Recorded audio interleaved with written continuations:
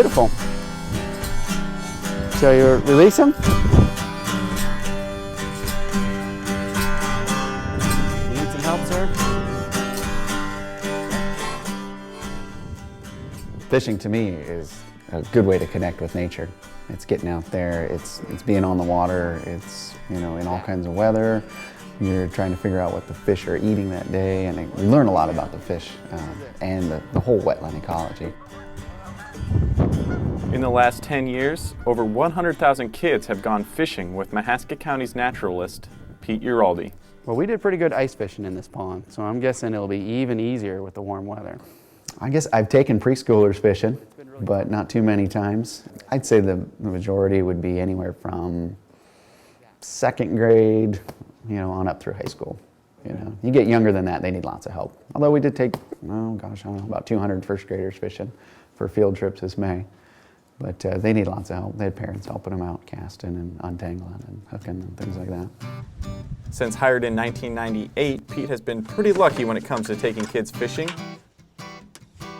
Fishing hooks are sharp, and many kids are testing their fishing skills for the very first time. I can honestly say, in 10 years of doing this for Mahaska County, I have had one kid get a hook in him. And that was because he ran way ahead of the rest of the group, and he went to grab his pole off before anybody else could, and he stuck his finger right in a hook.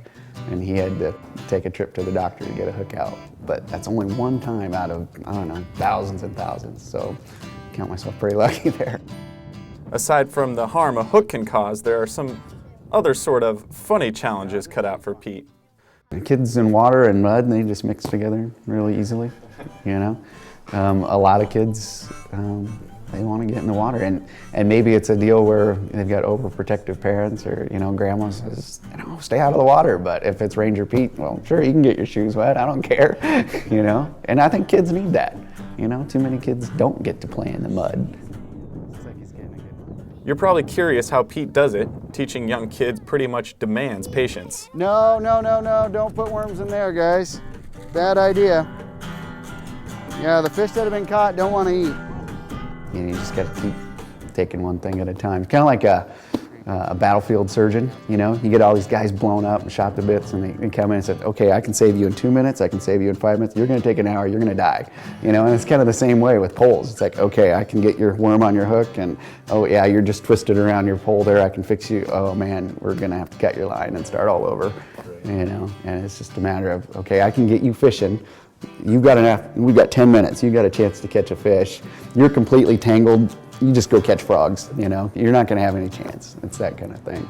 And so you just gotta kind of take it. Because when you do take 20 kids, it's just constant. They surround you. I need a hook, my worm's tangled. And the one you just hooked, he walks off and says, I lost my hook, you know? Oh, okay, get you again, you know?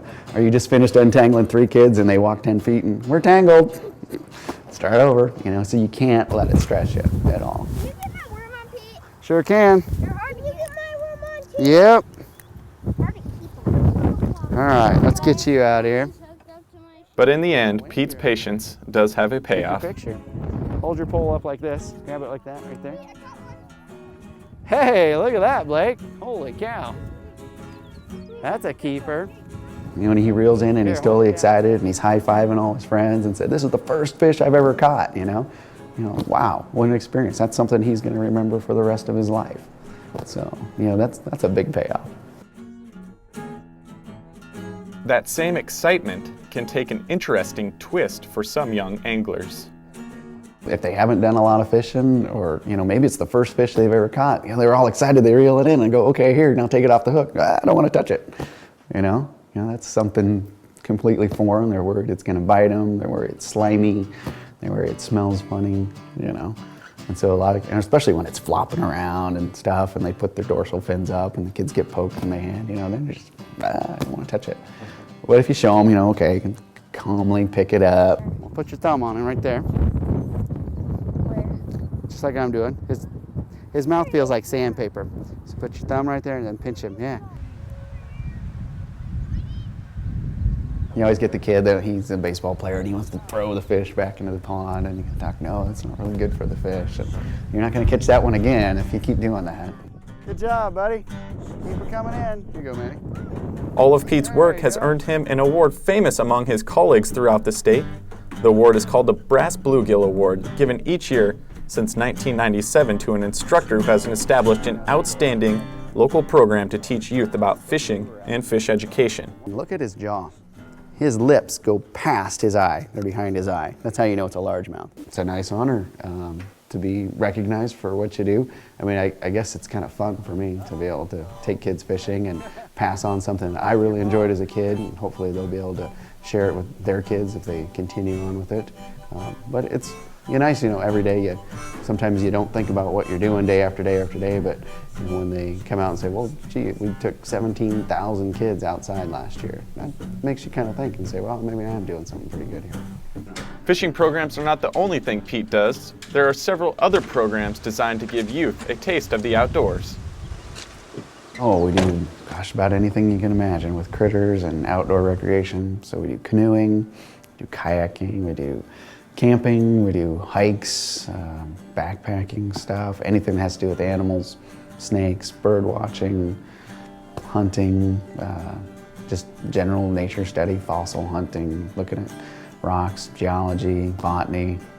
So basically anything that has to do with natural history we cover. Hey.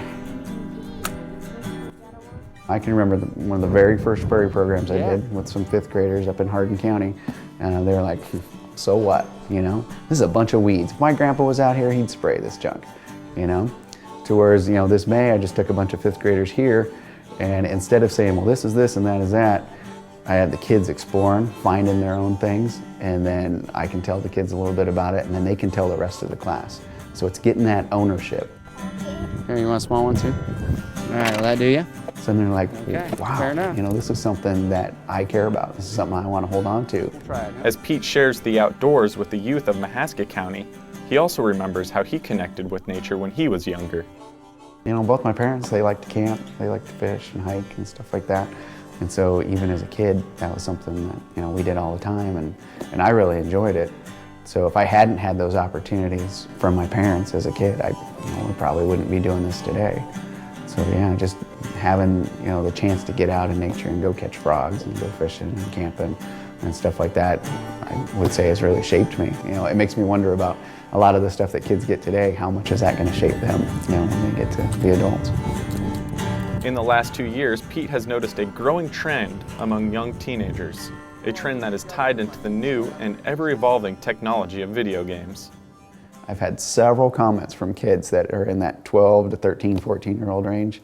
We'll be talking about fish, and I'll be asking, well, you guys catch fish before? Oh yeah. Anybody, catch a walleye? Anybody ever catch a muskie or something like that? And anybody ever catch a shark? And 3 hands will go up. You guys caught sharks? Yeah. Where'd you catch them? Oh, out in the Atlantic Ocean on a big boat. Really? Your dad took you out there? It was on my video game. There's this whole, mix of reality and video game that for a lot of kids is one and the same. Whether it be fishing or catching butterflies, the goal for Pete and the Mahaska County Conservation Board is to give kids the experience in nature and hope that someday they will be baiting their own hook. Just last week, we were heading down to the ponds. We were going to go fix something on the trail, and here's 4 high school kids, and they were down there fishing.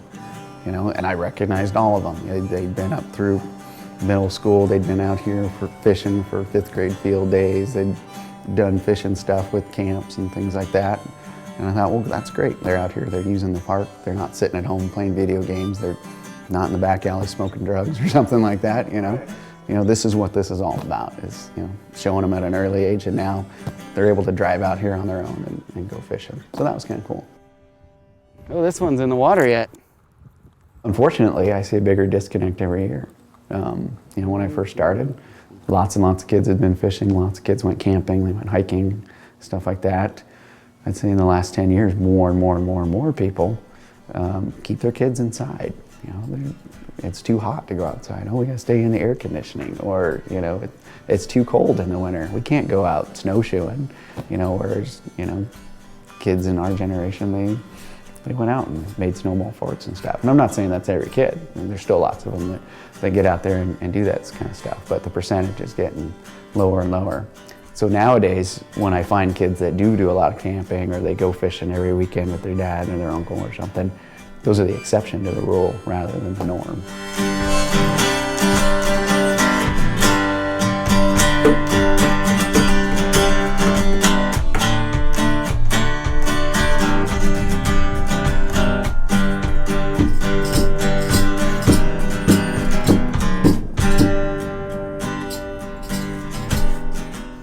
I'm always sure I'm going to get a hook in the face when, you know, kids are, you got 10 poles and they all want worms at the same time. Oh, me first, me first, me first.